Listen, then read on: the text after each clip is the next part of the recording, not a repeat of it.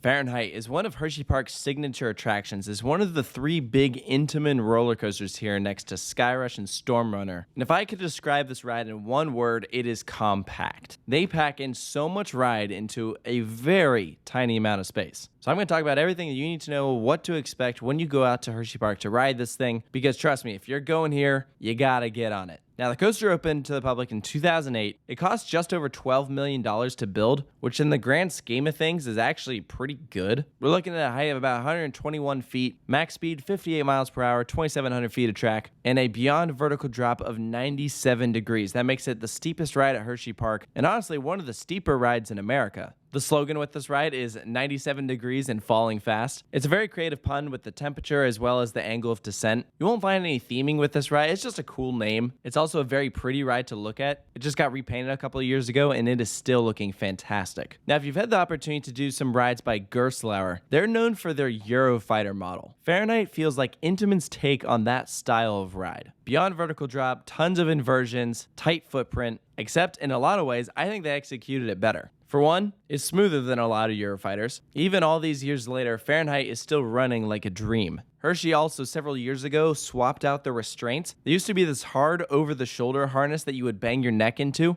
Now it's these soft shell restraints. They did the same with Stormrunner. You can also find these restraints on Maverick and i305. So it makes it a much more comfortable way to experience this attraction. You won't find any headbanging here, but I can just really appreciate how fluid it is going from one element to the next on this coaster. Everything transition-wise is very smooth, but it still has a little bit of whip to it, you know? It's not jerky, it's just everything in terms of profiling is very dialed in. And so as a result, Fahrenheit also pulls a pretty good amount of forces. I've grayed out multiple times on this coaster. Most of that's going to be around the Norwegian loop. This is one of the more signature moments of Fahrenheit. This is an element that you can only find on 3 other roller coasters, there being Helix at Liseberg and Speed Monster at Tusenfried. It's essentially 2 inversions in one, where you crest up like it's the top of an Airtime hill, but you dive down, twisting, and then you start to go upside down again, but then you twist out. It's a very fun sensation. You also find a Cobra roll on here, and then 2 back-to-back corkscrews. Now, I'm actually a big fan of these 2 corkscrews because they come towards the end of the ride. When you still bring in a good amount of speed, you whip into one and then continue that rotation to power through the next. Fahrenheit does not let up from start to finish. This is near excellent pacing.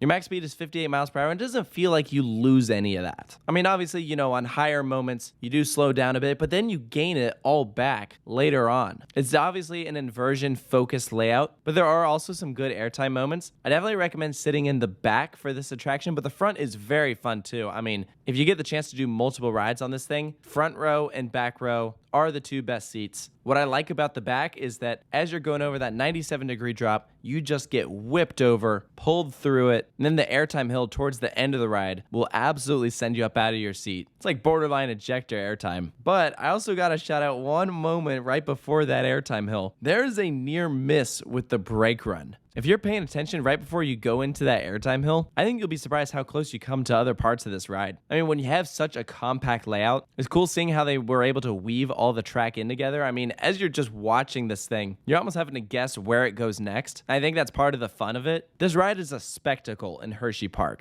It's right off of a main midway. You can't miss it. And people just love to stop and watch this thing. I mean, it starts with a vertical lift hill, which alone is pretty rare. In some rides, they kind of peak at the start when they include a vertical lift hill, like that's part of the gimmick, and then the rest of the ride is like, okay. With Fahrenheit, it's just getting started. Not only is it a cool visual, but it's fun to experience on the ride itself. And so when you put all that together, you get a pretty awesome roller coaster. I'm a big fan of this attraction, and it's a shame to me that Intamin didn't build more of these. This is one of the only rides of its kind by this manufacturer, and it's surprising to see. It makes me wonder why more parks didn't bite on something like this. If it is because of competition and what Gerstlauer is doing, or maybe parks just weren't a fan of like the capacity. Fahrenheit only has 6 rows, so that's 12 riders per train. They can run up to 3 trains. I'd say more often than not, they're running 2, but it is something to be aware of because this gets one of the longest lines in the park. I'm not even gonna lie, it's bad. I've waited almost 2 hours for this thing before. So if you're going to Hersheypark, hit this thing early or come at the very end of the night. Night rides are fun too. I think one of the other reasons that the line can get long is because